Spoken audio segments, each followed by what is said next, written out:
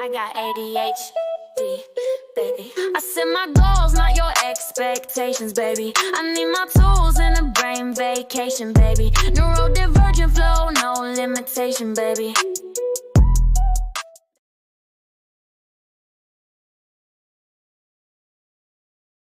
Hello. Yes, I'm so glad that we're able to connect again, and thank you for doing this conversation with me. So, dear folk that are listening, my name is Megan Brown Enya. I am an ADHD coach and the founder of ADHD at Work, where I help support adults with ADHD in navigating life with ADHD in the workplace. Right? And I do one-on-one and group coaching, and then I add some HR consulting in there too to ensure that organizations are providing inclusive workspaces for their employees with ADHD. I have been my guest here, Rachel, and she is going to talk all about herself. Um, because I feel like it's so much easier to talk about yourself than like sit there and listen to somebody reading a bio. Um, but our topic today is ADHD and addiction. Your turn. All right. Well, hey, everybody. I am Rachel Wills. I am a licensed professional counselor and I have ADHD. And I also wrote a memoir about my experience with ADHD and addiction. Do you want me just to kind of launch into growing up with ADHD? Where do you want me to start? Sure. So, you talked a little bit about your practice. Is that what Yeah, you focus on with ADHD and addiction in your I practice? do. So I primarily work with adults, and most of those clients do have ADHD, and I would say it's split fairly evenly between men and women, Okay. and a lot of combined ADHD, and in women, it's often the inattentive ADHD. Yeah. Yeah. Yeah. So tell us a little bit about how you got into this work and why it's important to you. Yeah. So it was kind of a circuitous route to get to this work. I wanted to be everything you could think of. I wanted to be a writer, a scuba diver, a marine biologist, save everything. And somehow I thought I could do that through office work, nonprofit office work.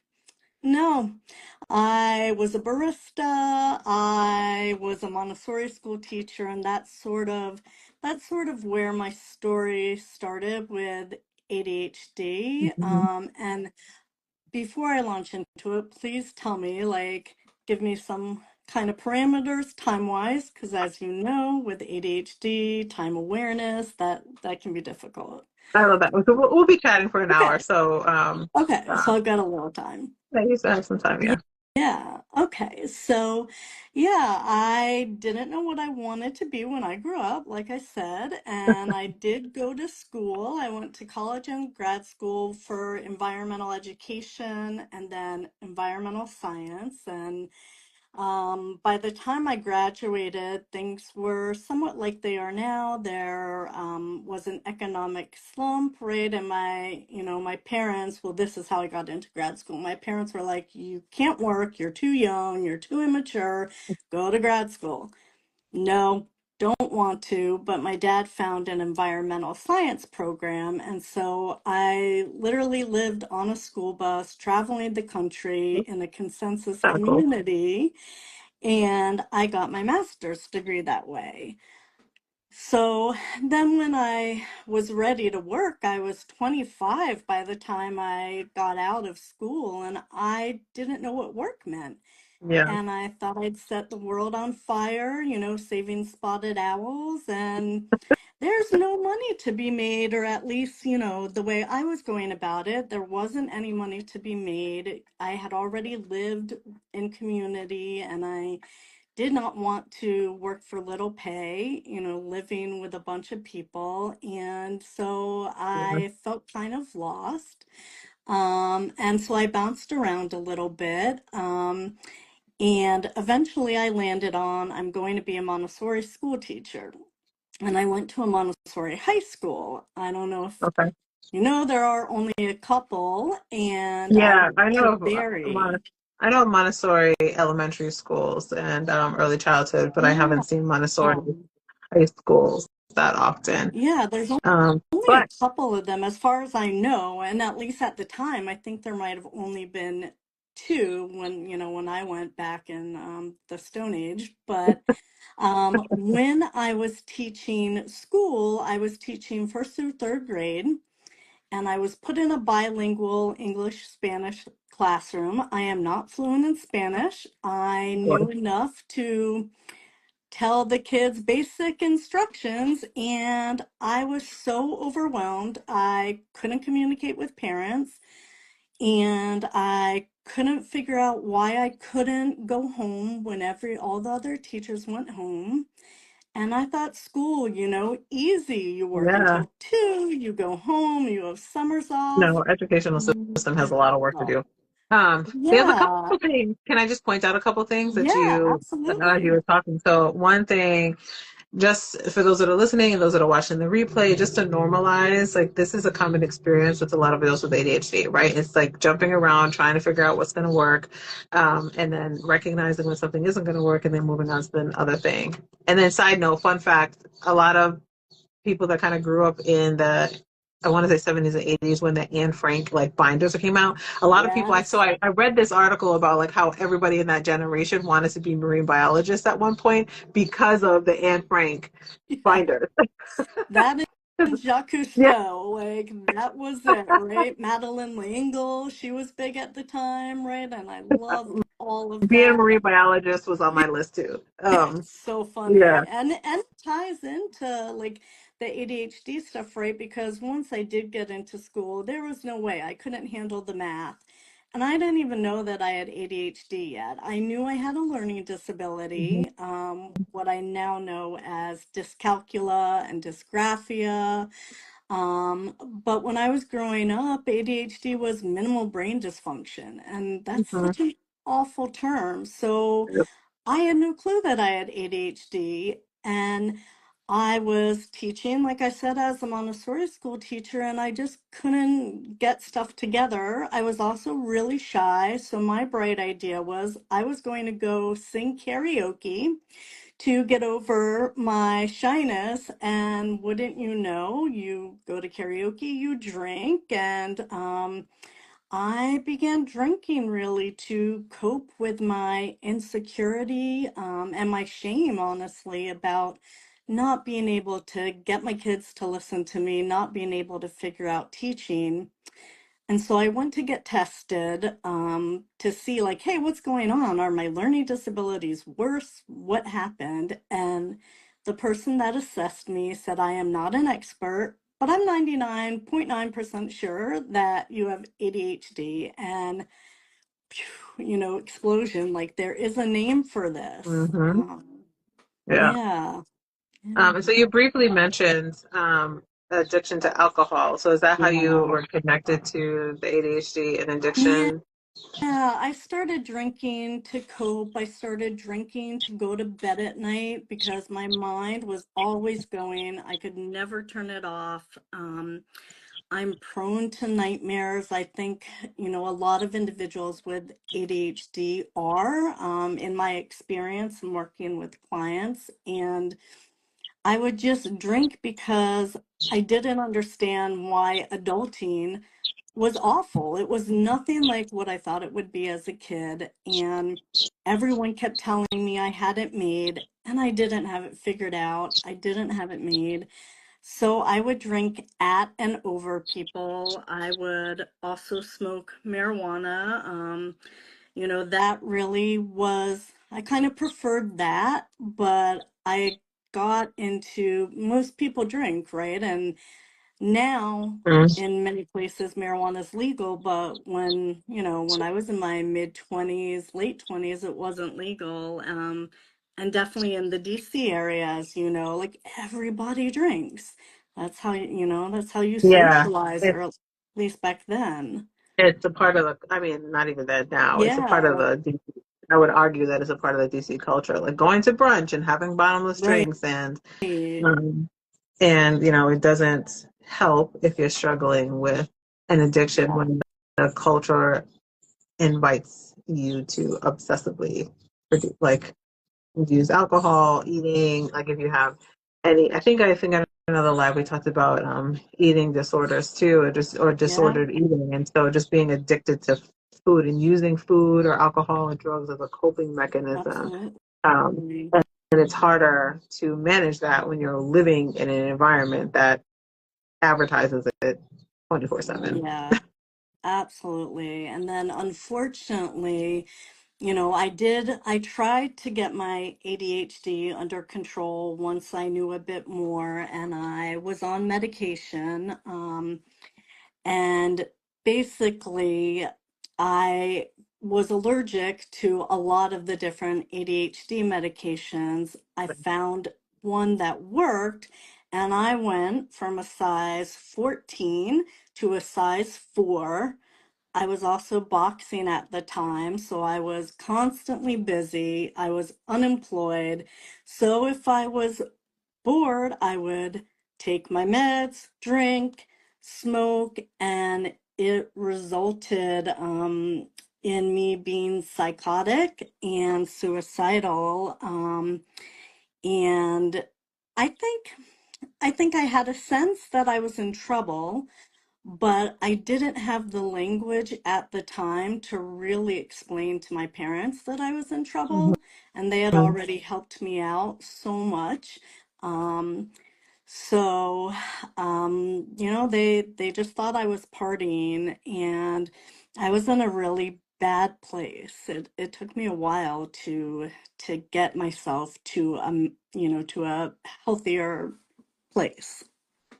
And thank you for sharing that and for your vulnerability. Yeah, And I absolutely. should have did a trigger warning Right, at the beginning of right. this. And so when I post the replay, I'll do a trigger warning to just note that we will be addressing some sensitive topics. Like, I mean, addiction in general is a sensitive topic, but also Yeah, um, suicidal ideation and whatnot. And we'll put some resources in the replay as absolutely. well.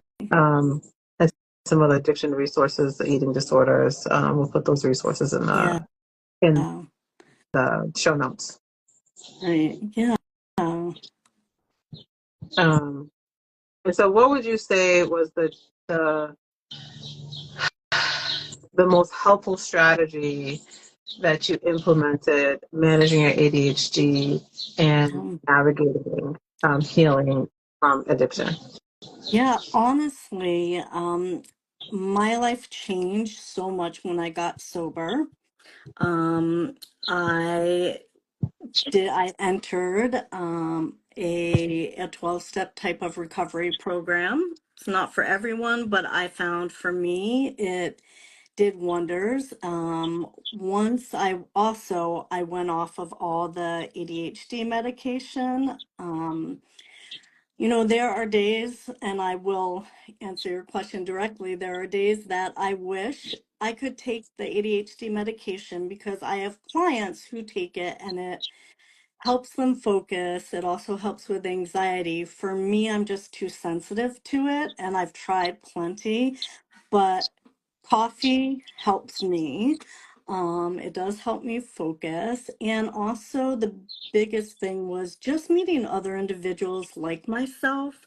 I never knew anyone who was like me when I was growing up, and suddenly getting sober, surprisingly, I met individuals that were like, "Oh yeah, yeah, that's part, I relate to part of that. I have ADHD too." And now all of a sudden, I feel like I belong. I don't feel like I'm, an alien.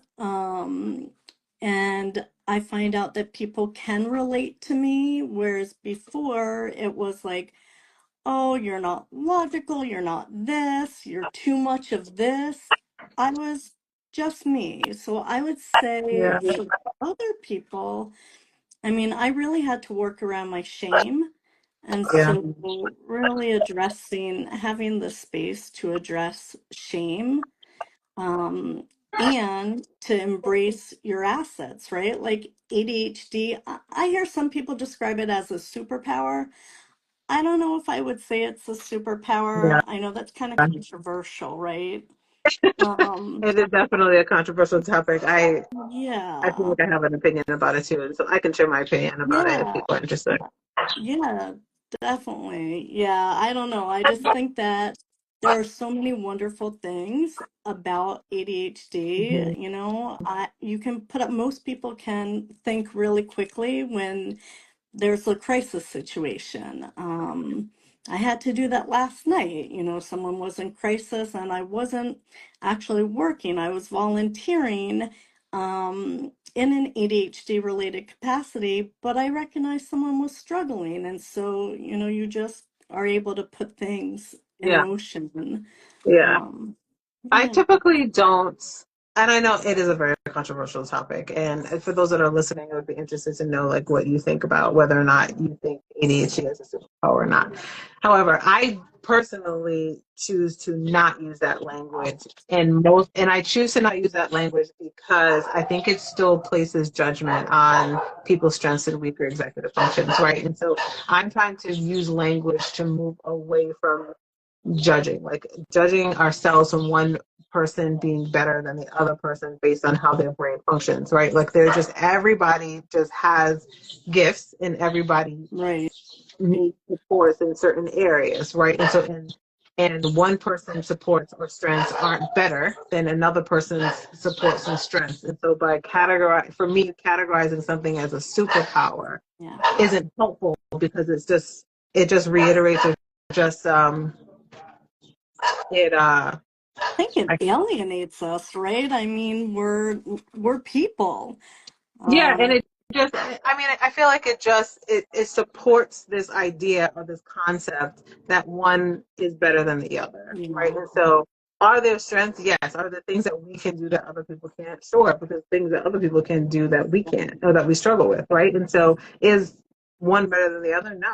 And so I try to move towards a more neutral language when you're describing how the ADHD impacts our life. So there's things that are great, and then there are things that we struggle with, and that's not any different than anybody else that has a human brain. right, Um, and so, so I don't necessarily like to describe it as a superpower because then what? For other people, it's like they don't have gifts. right. Like that's not true. Yeah, Um, they're not special. um, Right, and so I like to bring some neutrality to when we're talking about ADHD instead of positioning ourselves to judge ourselves and to judge other people. yeah, Um, that's kind of my 2 cents about that. I don't know if people agree with it or not. I mean, I don't. It is. This is my viewpoint, my yeah. perspective. And then I recognize that it's also unique too. So if those that are listening, I don't know if you have some thoughts or opinions about superpower, we'll just go ahead and put them in the chat. Um, and and so when thinking about, so one, you said like getting sober and getting support. Yeah. That was really helpful for you. Were there any particular supports that were more helpful than others? Yeah, I found out about CHAD, which is children and adults. Well, you probably know, right? But for maybe people that don't, it's children and adults with attention deficit disorder, and they have it's a national organization that has chapters in different places. And so I joined a girlfriend of mine who was facilitating an adult peer support group, which now I run that group many years later, and they've had different facilitators, but that was so helpful because it's a place where everybody that's there has ADHD or is neurodivergent in some way, a UHD, right? Like which I identify with as well, which is having traits of both ADHD and autism. Yeah. Sorry, I'm walking Yeah. around. Yeah, of course, in a very ADHD way, my phone is about to die. So now you're getting a tour of my house. Okay. Lovely. I was worried my dogs would start barking, my cats would knock my phone over. It's always interesting here. Yeah. Yes, you've got a little tour. Cool. You've got a little tour. So thanks for bearing with me. Yeah. You're Ah, all set now. Um, good. Yeah, I forgot to mention too. I mean, of course, I'm excited about it, and this is new for me, right? But one thing that really helped me, one thing that was really cathartic was writing my book. And so I wrote a book called Soundtrack of a Misfit, Adventures in ADD and Addiction. And it helped that I had journals that I kind of culled from throughout the years, but it allowed me to see my trajectory. It allowed me to see like how resilient I was, given that I Mhm. didn't really even know what ADHD was. Um, and it allowed me to kind of forgive myself for my, those years of drinking over who I was. So yeah, that was very helpful. Yeah, Yeah. yeah. Yeah, I mean, I think I love how you had mentioned, like, being able to journal, being able to take some time to reflect, recognizing your strengths, and and accessing additional support, accessing help, and not trying to just do this solo, right? So getting some more, Yeah. and yeah, you can't do it. And so, and I mean, I would say not even necessarily with just addiction, but also with just trying to manage ADHD and in itself, like getting some additional support is gonna be helpful, and especially in navigating because there's a lot of research around ADHD and addiction, and if you look at the statistics when it comes to ADHD, I didn't bring any. I can probably post them up, but any statistics I around have a ADHD. couple. I tried to be a little prepared. Wasn't sure what questions, right? But I think, and don't quote me on the sources because it seems like they were very general. But 25% of adults who seek treatment have ADHD, and 13% of women with ADHD have substance use disorder, whether that's alcohol or, other substances. It wasn't broken Yeah, down. Um, yeah, yeah. and with anything with women, there's not a lot of studies in general, right? And so I'm almost positive that there could be some more research in this particular area. But whenever you think about ADHD and like the stats and what people say about it, like they scare people. It's like if you have ADHD, then you're more likely to go to jail. You're more likely to be addicted to drugs. You're more likely to Yeah. get into an accident. You're more likely to die early. You're more likely to experience like in chronic pain and depression and anxiety and all of these things, right? And so that's the that's almost like the poster child like content when they talk about ADHD. And so yes, a lot of that stuff is true, and in a lot of cases, but also if you're managing your ADHD, getting the additional support, what would those statistics look like if supports were more accessible? So I don't know as far as statistics or numbers. I do know, for example, both you and I, right? We are successful in Mhm. our careers navigating with ADHD. I know clients that, have been successful and they have ADHD. So it's possible with supports to live your life and not feel like you're just alone, as you said, trying to deal with it. I think what's helpful now, there's also tons of apps that are there for like accountability buddy, body doubling, which is something that, oh gosh, I'm definitely dating myself, but I didn't have a cell phone growing up, Right, me right? neither. Like MTV was just coming out, like I didn't have a lot of things that people today have. And I think there's a lot more awareness. Yeah. There is, and yeah, I feel like I'm definitely getting older too. I dated myself in a conversation with a client yesterday, actually, and so it's like, man, I'm getting old. When you start referencing TV shows or just content that came out when your clients are young, I Yeah. was like, we were 11 at the time. I'm like, oh, okay.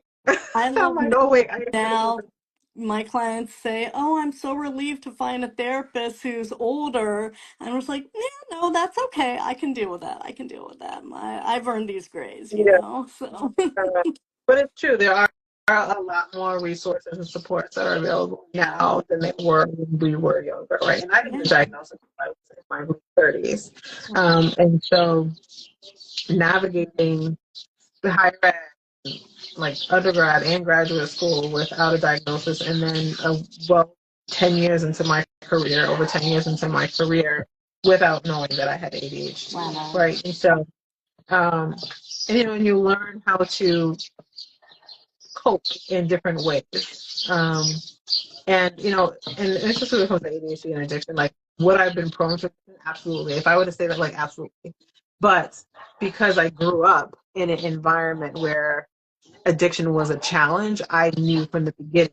Like right, I made an intentional decision to not use certain coping mechanisms because I saw the I saw the impact that it had on my own family and myself, like growing up, right, right? And so that was something that I was just very hyper aware of, and I went to school for social work, so that also helped. yeah.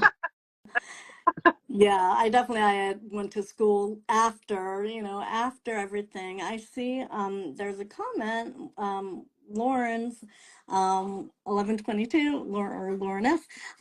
Said, "Why do you think ADHD is common in people who abuse substances?" And there is a connection because individuals with ADHD typically don't produce enough dopamine. I know for me, I really always needed like that next thing, right? And often that next thing is a drink or a drug. Bless you, my dog just sneezed. Um, and so, that is definitely part of it. I think the shame component can be a big Mhm. reason.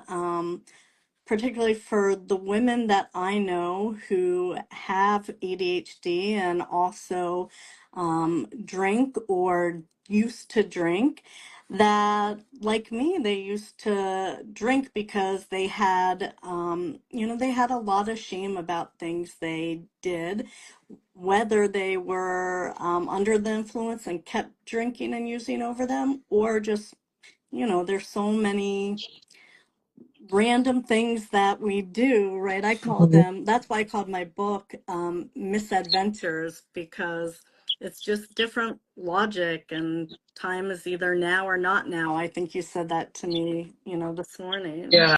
Yeah. Yeah, exactly. Experiencing time blindness and then also navigating, the kind of a core feature of ADHD is emotional dysregulation too. And so Yeah. if you're dysregulated, and then what coping mechanisms are you using or accessing? And you said, like, what are the coping mechanisms that are going to give you the biggest reward, right? And so we know what impact that substances have on dopamine receptors, right? And Right. so and those become addictive Yeah. as well. Thank you for asking that question. And I'm glad that also somebody had said that this authentic conversation is very healing. Oh, good. Yeah, I'm glad. Um, I'm glad that we're able to do that. And and thinking about and not just necessarily substance, but like eating is a thing. And I know that. I mean, I think I talked about this on another ID Live too, is that, having disordered eating or experiencing an eating disorder is something that is very common with ADHD and binge eating, um, and using food as a coping mechanism, but then also not being clear of your interceptive awareness around like when you're full, when you're not full. Um, Right. um, I don't know about you, but I know I get hangry and I have to work really hard with my ADHD, particularly if I'm hyper focused on work, to make myself eat. But then there are other times where, now that I don't drink or drug, it's like, I need something, and that something is sugar. And P.S. Alcohol has a lot of sugar in it, right? So that was something I didn't even know. I knew that I liked it, but I didn't know that part of the reason I liked it was because of that, the craving for sugar. yeah. And it doesn't help that, especially with sugar in particular, it doesn't help that we live in a society that's like throws sugar down your throat, essentially, Yeah. without even asking for it. In general. So, some of it is ADHD, some of it's the environment that we live in. And I was actually just getting off the phone with a client recently. And, when I work with my clients, I definitely am clear that especially in the context of work and trying to address challenges that they're having with the ADHD in the workplace, is that I do not believe that as somebody with ADHD, you're the person that needs to change everything about yourself within the work environment in order to make it work, right? Right. No, there are like the work environment also needs to shift and become more inclusive as well. And so if you're constantly in a space where you're being triggered, and then that is going to impact your ADHD in a way that's not going to be helpful. Right. I think what makes it confusing too, at least, um, when I used to have coworkers, right now I'm working just from home and it's my own practice, but when I used to work with coworkers, most of the time I was capable of doing everything all my other coworkers could do, but then every once in a while, depending on how focused maybe I was, or maybe I missed a direction and I was too embarrassed to say, yeah, I wasn't really listening, I didn't get that. Then I would make a careless mistake and people, coworkers, supervisors would look at me, bewildered, like, what? How could you miss that? What didn't you get? And so I I found it helpful to do a little bit of training to my colleagues about ADHD and why that is. Like most of the time I'm with it, but sometimes I miss the boat. Mhm. Yeah. Yeah. And how they can adjust things too. Um, Yeah. how can they work things differently? How can they cause less distractions? Um, and all the different stressors also, we talk just going to go back to ADHD and addiction, right? And so thinking Hmm. about the stressors that are in your life and how are they being managed. Um, Also what strategies you're putting in place in order to do that. And so it's very eye-opening when you get a diagnosis for sure. Yeah. um, and then learn a lot more about how your brain works. And if nobody here has taken an executive functioning assessment, I would recommend doing so and learning a little bit more about what your strengths and your weaker executive functions are so that you can put in some accommodations when Yeah. necessary. Because just because you're experiencing like an executive function that may be considered to be a little bit weaker than others, it doesn't necessarily mean it's a problem in all areas of your life, right? Yeah. And so when do you need to accommodate and when don't you need to accommodate? Um, but addressing the emotional dysregulation piece is key. Yeah. And you've mentioned like shame earlier too. Yeah. So, I laugh at myself. I used to love telling, when I worked at the intensive outpatient, right? And even now, sometimes the story still comes up of I was already licensed, I was already working, I had already taken dialectical behavioral therapy training, and I was with my other parents, right? I've got East Coast and West Coast parents. So I was with my West Coast parents, and my stepmom just said the littlest thing. It was innocuous, and I went off, and it's possible the F-bomb was dropped, and I was horrified. I was like, how can I know all these techniques and still I become so easily dysregulated? And I try to give myself some grace that it's a trauma response and it doesn't have to be like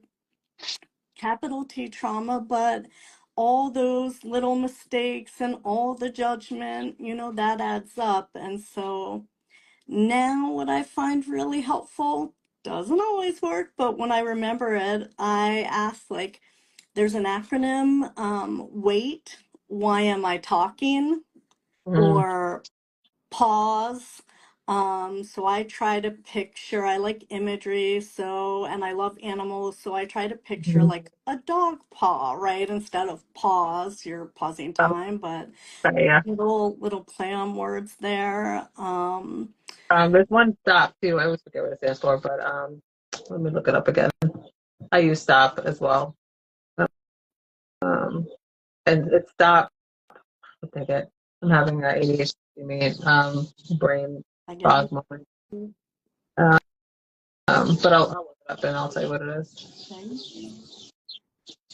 But I use that one too. What does pause stand for? Uh, So literally pause, like oh, okay. just pause what you're doing, I wasn't sure if it slow was the acronym. down. Yeah, just slow down, pause, take a beat. Um, Sometimes it's like, for me, it's often listening to music. I mean, I've always had a love of music, and so if I feel like I am, about to go off, and my husband will probably say like, no, you don't do that often enough, but when I remember, I'll play music, right? And that, even if I'm blasting, you know um Disturbed or something heavy, right? Like, I love Foo Fighters, like that for me really is mindfulness, honestly, because suddenly I'm no longer thinking about the argument that I'm, either about to have or maybe was in the middle of, and I'm listening to these, lyrics, and I'm singing the lyrics, and I'm feeling the music, and it just kind of takes some of that, that nervous system dysregulation away. Stop is literally stop, take a breath, observe, and proceed. Um, How to, I but I love I wait too. I'm struggle gonna with use that one. acronyms. I know it's funny. It's once you start to implement, you learn the different acronyms, you learn the different strategies, then you just start to implement them. And then when somebody asks you what they stand for, you're like, wait, I don't know. I just do it. Like Right. it becomes a natural part of your process. Yeah. And so I had to look it up really quickly, but it's what I do on a regular basis. So I do stop. So it's stop, Yeah. take a breath, observe, and proceed. And so sometimes, like if I am emotionally triggered, like I may just like look at you for a second and not say anything, um, just to gather myself and take a breath, Yeah. um, and then like literally observe and then proceed because I don't want to like the impulsivity with ADHD is so can run rampant, right? And so it's Brutal. yeah, it can be really brutal, especially dropping f bombs and I Hmm. mean honestly sometimes a good f bomb is like Sometimes it's warranted. sometimes it's warranted and let's be for real. uh, Sometimes Yeah. every now and then you just have to use a curse word, right? Yep. And to get your point across because sometimes without it, it just doesn't have the same effect. Agree. Wholehearted. um, but using some different strategies like wait and stop and pause can really help when addressing some of that emotional dysregulation that could be happening in the moment or when you feel like you're triggered. And it takes practice though. Like it's not Yeah. something that So much it practice. takes practice. And so that's where the grace has to come in. Like eventually it will become natural for you to do it, but you just have to keep doing it, right? And so it's Yeah. not going to be perfect all the time, and that's okay. You're human. Like Right. there's no reason for everything to be done 100% of the time, Right. like every single time. Like we're not. I mean, even AI doesn't get it right all the time, No. right? And so we're definitely not getting it right all the time. Right. But knowing that you have the option to practice that when you are triggered. And a good old pop, like, and then, even if it does go left like a little bit, right? You still have the opportunity to stop also. And maybe it's like, why was I talking, right? And so, Right. Right. um, and just to do a little bit of reflection afterwards, and if it requires an apology, then you have the option to do that as well. Yeah. Um, you know, And so, taking the time to do that and not expecting perfection, because it's not, Yeah. perfection is not a thing. And the moment we let that go, and I know a lot of us struggle with perfectionism, um, but perfect isn't a thing. And so once kind of let that go, and I remember one of my coaches, the mentors, always said, like, C is still a passing grade. Mm-hmm. I like what you said about like you can still go back because I think, you know, particularly since I got sober, right? I've been sober for a while now. I still get triggered, but I can, sometimes I catch myself, particularly with my family. My mom will say something, she's really acerbic, and I'll find myself heading for the door, and then I can just stop and be like, okay, I can do this. I can stay here. Like, and it helps us both if I don't repeat old behaviors, Mhm. right? And I do pause or I do come back. So you can start the bad behavior coping mechanism and correct yourself. You can still get that grace. Mhm. Absolutely. Um, and the other thing is knowing your triggers and knowing your limits. I always talk to people about understanding your Yeah. capacity, but Wow. also what is your capacity to deal with the foolishness around you before you recognize that you have to limit, or you have to walk away, or you just, there's certain family members that piss you off and you just need to schedule them on certain days. Yeah. Or Yeah, I always tell clients like it's okay to go to the bathroom and just take a me minute, right? At family functions, if you have ADHD and maybe you're trying to, to cut back with drinking or something, like no one's going to question why do you go to the bathroom? At least they shouldn't, right? You're just doing your thing and calming yourself down. hmm yeah, I like that. Did anybody that's listening, do you have any other questions while we're still chatting? I feel like um sorry, my watch just decided that I was walking right now. That's funny. I don't know if you're like me. I'm constantly like using my hands and Yeah. even grab myself Um, with little gumdrops, little fidget toys. oh, that's a cool fidget toy. I'm actually using my battery charger to charge my phone as my fidget.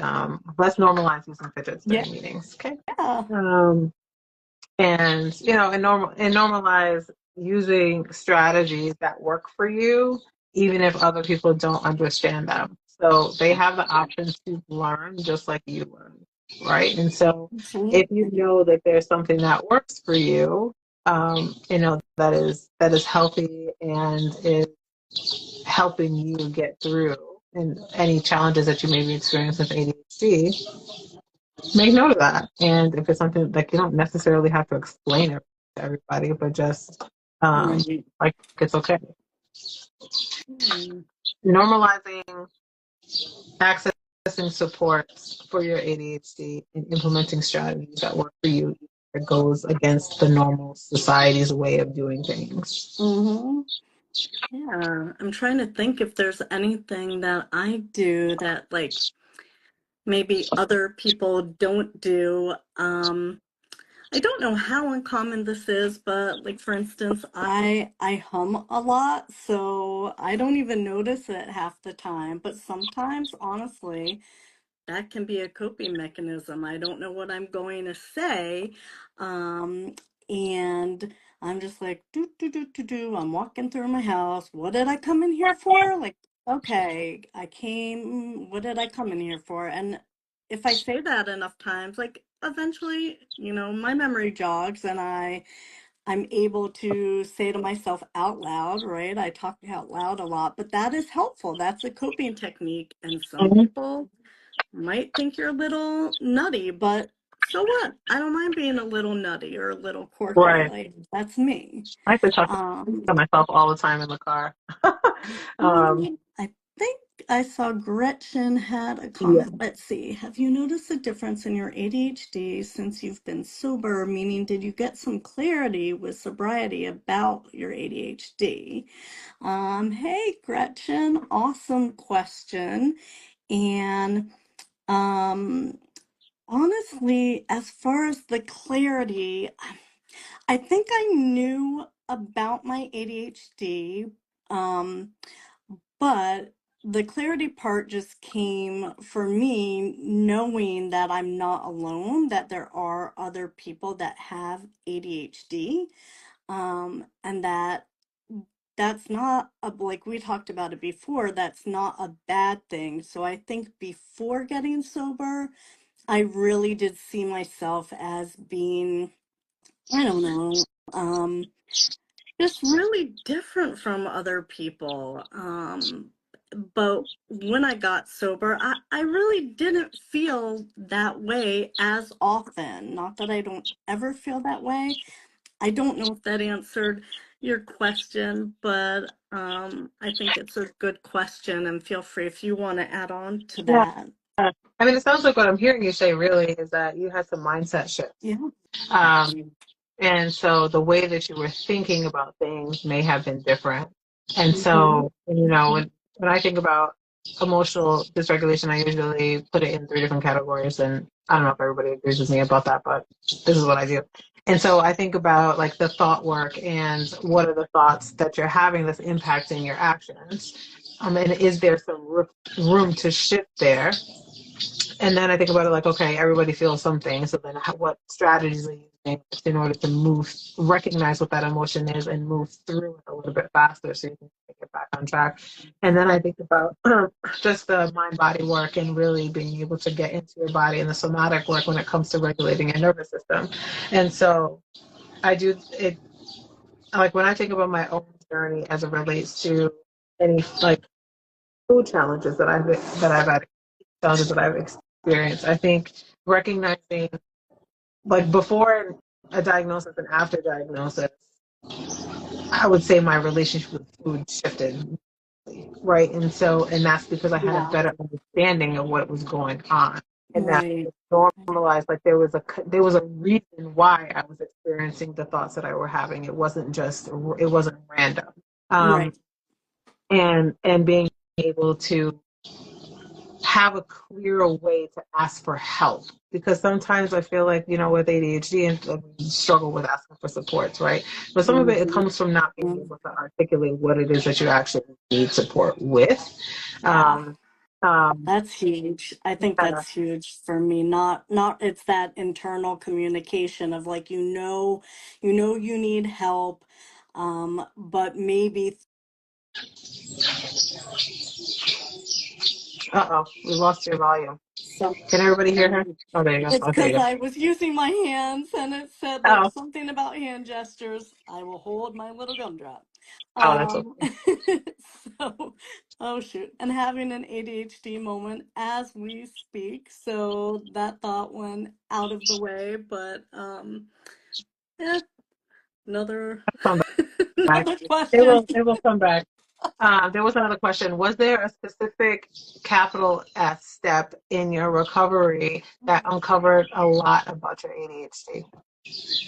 So I'm hopefully I understand the question. I don't know if this is referring to like a 12 the 12 steps of a 12-step program, but I think what helped me, um I guess this does connect, was if you think about people that are in 12-step programs, there's a point, which is the fourth step, which is where you're looking for patterns, right? You're kind of writing down resentments that you have, and you're looking at your part in things.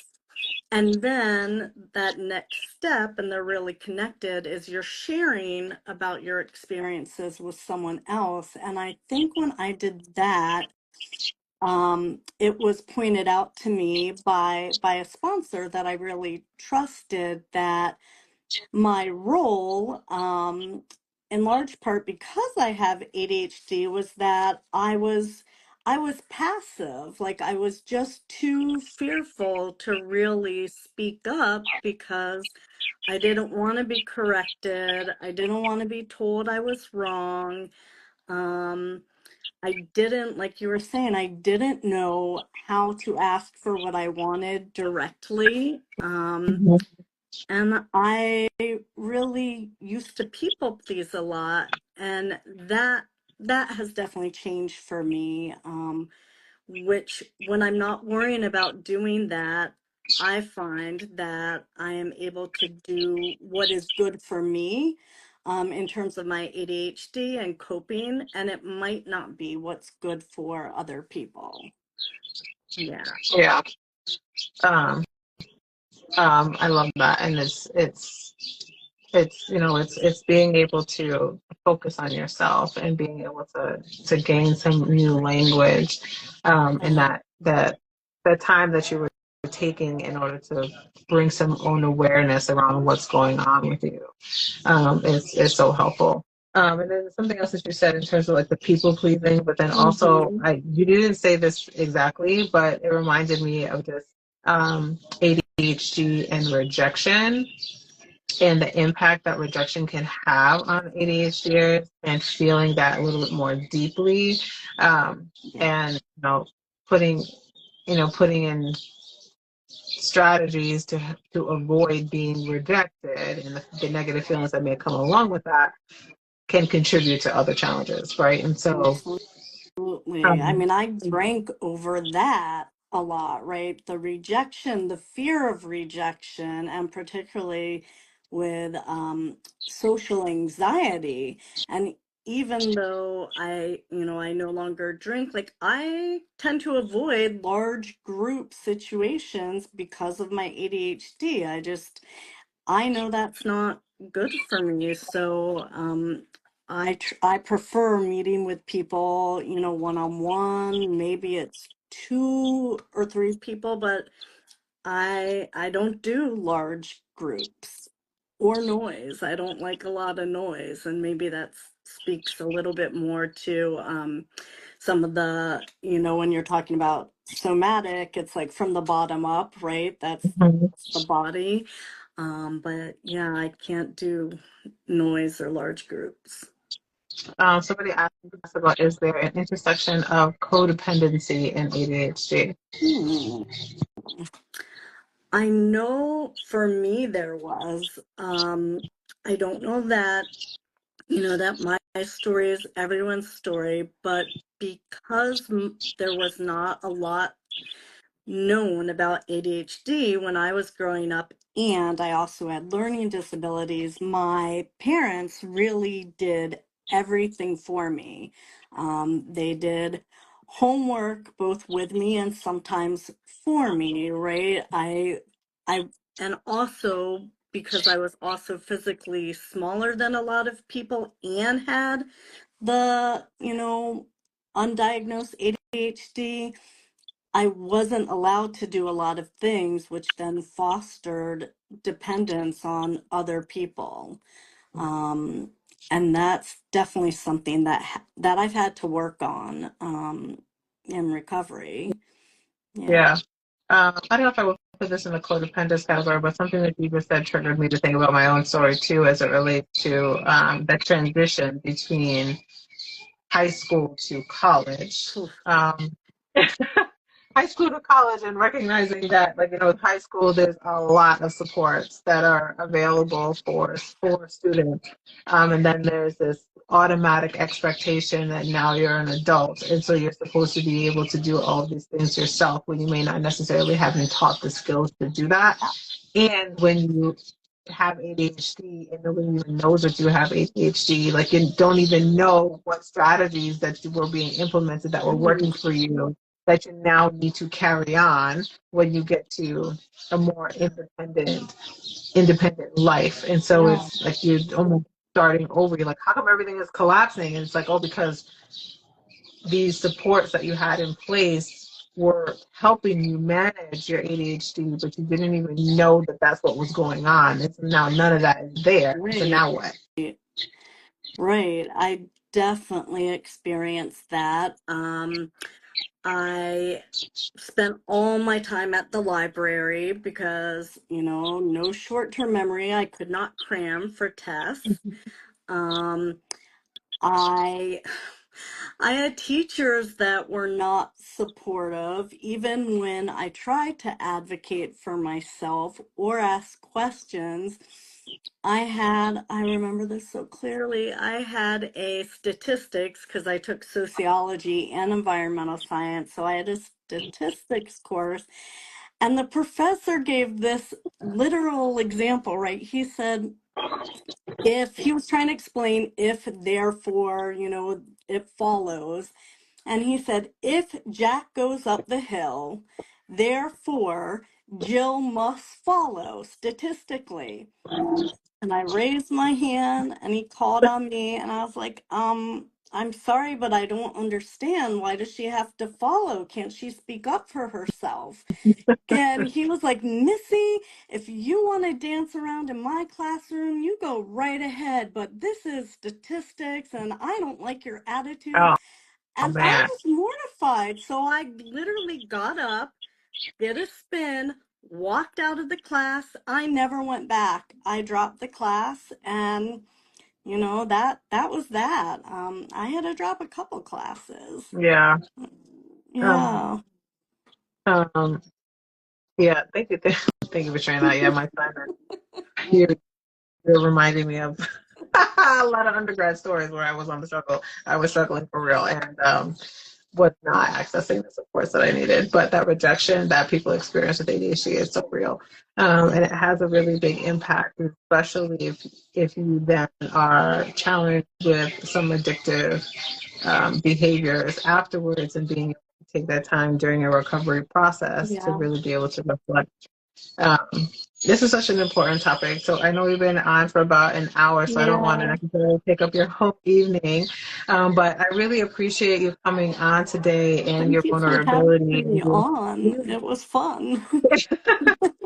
and sharing your story because this is not it's not a light subject, right? Being able to, I mean, addressing ADHD and like in general, there's a lot of people that don't want to actually have this conversation, right? Like just Yeah. talking about ADHD and the additional supports that you need, but then tagging on addiction and your own personal story and your struggle and your journey, like that is something to be honored, and I'm thankful for you to be vulnerable in this particular space. And so I appreciate you coming on, sharing your story, and it sounds like it really hit home for a lot of Well, people. Um, good. um, Good. And it's not easy, as you know, but there yeah, are there are a lot of people out there that also have ADHD and that also struggle with addiction. So if yeah. my story helps anyone, I'm always grateful. Please remind us what your book is and how we can find you, and we'll make sure that we put this in the show notes as well. But make sure that you, if you're not following her, please follow her, and then be able to get access to her book. But tell us Yeah. your spiel. Yeah, it's unfortunately on Amazon you have to put in the whole darn title or at least most of it, but it is Soundtrack of a Misfit. Then there's a colon, Adventures in ADD, and which is an ampersand, addiction. And so it's on Amazon. It's also on Smashwords. It's out there in different formats, and I narrate the Audible version of it. And you can also get it at, well, at least in our area, right? In PG, you can now get it at the library. Oh, nice. Yeah. Um, Thank you for sharing that. And so, for those that don't know me, I am Megan Brown Enya, and I do one-on-one and group coaching for women with ADHD, and also just really all adults with ADHD. But the group coaching program is specifically designed for women, and then help supporting organizations being able to navigate and to create inclusive work spaces for their employees with ADHD. I do have some things coming up. So there is openings available in my group coaching program. So if you're interested in learning more about that, I can share some additional resources. You can also find it in my profile. I will be doing a workshop later in this month within my group coaching program. It may open it to the public if people are interested, but having a better, clear understanding of how to assess your readiness for change. The reality is, like, Awesome. if you're going to be accessing therapy, going to be accessing coaching, you're going to be shifting something. But how ready are for you to do that, or what stage of readiness are you in? So we're going to be talking a little bit about that later on in the month. Last month we did accomplishing your goals with ADHD. So we talked a little bit about the framework that I'm using in order to help support individuals to accomplish their goals with ADHD. So those replays are available if you're interested. Also, it was a 2-day workshop to really get into the nitty gritty around how to successfully accomplish your goals. And so we have a bunch of upcoming workshops and content that's going to be available. This replay will be on my YouTube channel along with all of the other replays, and we do have some other IG lives coming up for the rest of the month. I know for specifically we're going to be talking also about transitions and what does transitions look like, whether or not that is going from school to work one job to another job, one job to starting your own business. So we're going to be talking about all of them, like what you need to really to take into consideration when navigating ADHD during places in your life where you're transitioning. So I hope that is helpful for people. And if there is a topic that you want me to ensure that I address either in this IG live on my page or within my group or group coaching, let me know. There is a link in my profile that allows you to ask me a question, and you can just send me a DM. It doesn't matter. Like I see it all, right? Yes. So send me a DM, use the link, use the form, whatever. If there's a topic that you want to make sure that I address when it comes to ADHD this year, please let me know so that I can schedule somebody to have this conversation with me here. But I hope that everyone enjoyed this conversation and that you have a really great night Thank or day, you. depending on where you All are. right, I guess where you are, right? Thank you again. Thank you. Have a good night. You too. Bye.